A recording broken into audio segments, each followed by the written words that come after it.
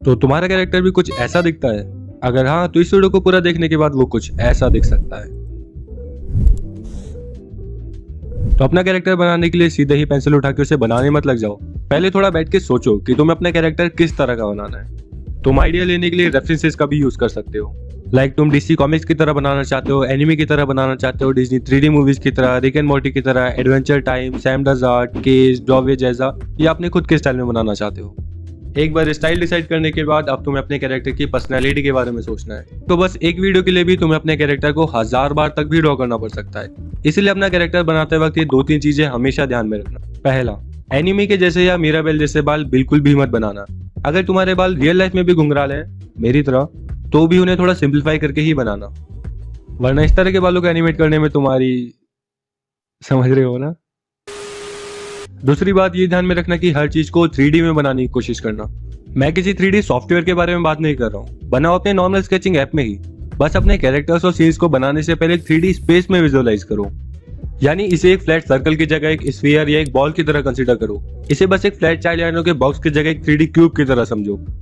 देखो, किसी भी 2 डायमेंशनल सरफेस पे 3D ऑब्जेक्ट बनाने के लिए वॉल्यूम, फॉर्म, फोरशॉर्टिंग, शेप, पर्सपेक्टिव जैसी चीजों का इस्तेमाल होता है।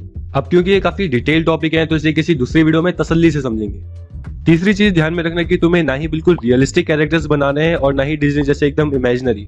तुम्हारे character somewhere in the middle stand करने चाहिए कि वो थोड़े कार्टूनिश भी हों और थोड़े रियल लाइफ से भी रिलेट करें। अब बात आती है कि इसे एक्चुअल में करना कैसे है। तो अपना कैरेक्टर बनाने के लिए जो सबसे बेस्ट ऐप है और जिसका मैं खुद भी इस्तेमाल करता हूँ उसका नाम है स्केचबुक। नहीं, ये कोई ऐप नहीं है, मैं तुम्हारी फिजिकल स्केचबुक के बारे में ही बात कर रहा हूँ। यार सच में जो फील पेपर पे बनाने में आता है वो कभी डिजिटल स्क्रीन पे आ ही नहीं सकता है, अनलेस तुम्हारे पास 1 लाख रुपए का डिस्प्ले टैबलेट हो। तो चेहरा बनाने के लिए सबसे पहले इस तरह से एक सर्कल ड्रॉ करो। अब इस सर्कल के बीचों बीच इस तरह से 2 लाइंस ड्रॉ करो। ये वर्टिकल लाइन बताती है कि ये लेफ्ट टू राइट किस डायरेक्शन में देख रहा है, और ये हॉरिजॉन्टल लाइन बता रही है कि ये ऊपर देख रहा है या नीचे। अब इस सर्कल को एज अ बेस समझ के हमें इसके ऊपर अपने कैरेक्टर का फेस ड्रॉ करना है। You can use many shapes like circle, rectangle, triangle, square, Oval. But अगर तुम्हें ये जेनेरिक शेप्स का यूज नहीं करना है और तुम कुछ यूनिक बनाना चाहते हो, then my best advice for you is कि तुम अपने घर के आसपास देखो। You will find out some crazy shapes around you. Like these are the things that I found out in my room. और जब मैंने इन शेप्स को ड्रॉ करने की कोशिश करी, then I got these crazy results. It shows you कि तुम अपनी इमेजिनेशन को किस लेवल तक ले जा सकते हो। तो अभी के लिए मैंने ये वाली शेप ड्रॉ कर ली है। कैरेक्टर की मेन बॉडी बनाने के लिए तुम्हें एनाटॉमी के बारे में पता होना बहुत ज्यादा जरूरी है।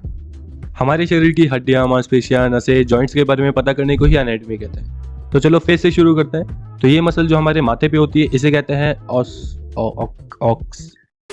एक जनरल रूल ऑफ थंब है कि ह्यूमन फिगर की अपर बॉडी और लोअर बॉडी लगभग सेम साइज की होती है, इसलिए हम यहाँ पे एक सेंटर मार्क कर लेंगे। अब हम इसके शोल्डर्स को डिफाइन करने के लिए इस तरह से एक लाइन ड्रॉ करेंगे, फिर दोनों एंड में एक एक गोला बना देंगे। रिब केज को सिंप्लीफाई करके हम कुछ इस तरह से ड्रॉ कर सकते हैं और पेल्विस को कुछ इस तरह से बना सकते हैं। फिर बस रिब केज और पेल्विस को जोड़ने से तुम्हारा टॉर्सो बन जाएगा। For those who don't know, हमारी बॉडी के इस पार्ट को टॉर्सो कहा जाता है। पैर को बनाने के लिए हम सिलेंड्रिकल शेप का यूज करेंगे। इसे मेनली 3 हिस्सों में डिवाइड कर सकते हैं, थाइज यानी अपर लेग, फिर लोअर लेग और feet. Same goes with arms, पहले अपर आर्म ड्रॉ करो, फिर लोअर आर्म ड्रॉ करो और फिर हैंड्स ड्रॉ करो। तो ये था एक सिंप्लीफाइड वर्जन एक एवरेज ह्यूमन एनाटॉमी को ड्रॉ करने का, पर इसमें वेरिएशन ऐड करके तुम इसे और इंटरेस्टिंग भी बना सकते हो। सारी बिग शेप्स बनाने के बाद अब हमें स्मॉलर शेप्स बनानी है। और जैसे कि मैंने कहा था कि बालों को कॉम्प्लेक्स मत बनाना, सिंपल ही रखना, इसीलिए मैंने बालों को कुछ इस तरह से बनाया है।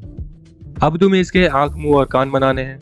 कपड़े बनाते वक्त ये ध्यान में रखना कि उसके अंदर ढेर सारे अजीबोगरीब पैटर्न्स ना हो, वरना उन्हें एनिमेट करने में तुम्हें सालों लग जाएंगे। Same goes with lower garments, यहाँ पे तुम पैंट, शॉर्ट, लुंगी, ट्राउजर जो चाहो वो पहना सकते हो। फिर इसे जूते या चप्पल पहना के हमारा रफ स्केच कंप्लीट हो जाता है। रफ स्केच बन जाने के बाद अब हमारा अगला स्टेप आता है। अब अपने रफ स्केच की फोटो क्लिक करके इसे आईविस पेंट एक्स में ले आओ। अब इसकी ओपेसिटी कम करो, फिर नई लेयर बना के इसके ऊपर आउटलाइंस ड्रॉ करो। लाइंस का वेट तुम अपनी मर्जी से डिसाइड कर सकते हो। For instance RG mostly thin lines का यूज करता है, व्हाइल नॉटो टाइप थिक लाइंस का यूज करता है।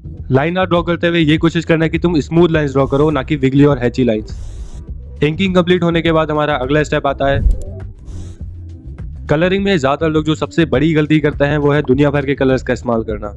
तुम जितने लिमिटेड कलर पैलेट का इस्तेमाल करोगे तुम्हारी आर्ट उतनी ही बढ़िया लगेगी। लिमिटेड कलर से मेरा मतलब है 3 से 4 एनालॉग्स कलर का यूज करना और एक कॉम्प्लीमेंट्री कलर का यूज करना। कीर्ति जाओ is the best example for this. कीर्ति अपनी मोस्ट ऑफ द वीडियोस में कूलर कलर्स का इस्तेमाल करता है और to be specific colour wheel के इन कलर्स का सबसे ज्यादा इस्तेमाल करता है। मोर ओवर इसको और कॉन्ट्रास्ट देने के लिए और अपनी ऑडियंस की अटेंशन खींचने के लिए वो येलो कलर का इस्तेमाल करता है, जो कि इनका कॉम्प्लीमेंट्री कलर है। बेस्ट कलर पैलेट ढूंढने के लिए तुम इन वेबसाइट्स का इस्तेमाल कर सकते हो। जैसे यहाँ पे मैंने इन कैरेक्टर्स को पेंट करने के लिए अलग अलग कलर पैलेट्स का यूज करा है। अब हमारा 5वां स्टेप है, सबसे पहले तुम्हें एक लाइट सोर्स को डिफाइन करना है। जैसे यहाँ पे मैंने लेफ्ट साइड पे लाइट सोर्स को एज्यूम किया है, फिर उसे ही ध्यान में रख के तुम्हें शेडोज और हाईलाइट्स पेंट करनी है। और जैसे कि मैं शुरू से कहता आ रहा हूँ कि इसे एक फ्लैट ऑब्जेक्ट की तरह नहीं बल्कि एक 3D स्ट्रक्चर की तरह देखना, और इसीलिए इसमें शेडोज इस तरह की नहीं बल्कि इस तरह की होनी चाहिए। पर हाँ, हाईलाइट्स को मिनिमली रखना, क्योंकि अगर तुम शेडोज और हाईलाइट्स दोनों के ही बहुत ज्यादा कर दोगे तो वो काफी अजीब सा दिखाई देगा। फिर इसी तरह से पूरे कैरेक्टर को शेड कर दो और लो, बन गया तुम्हारा कैरेक्टर।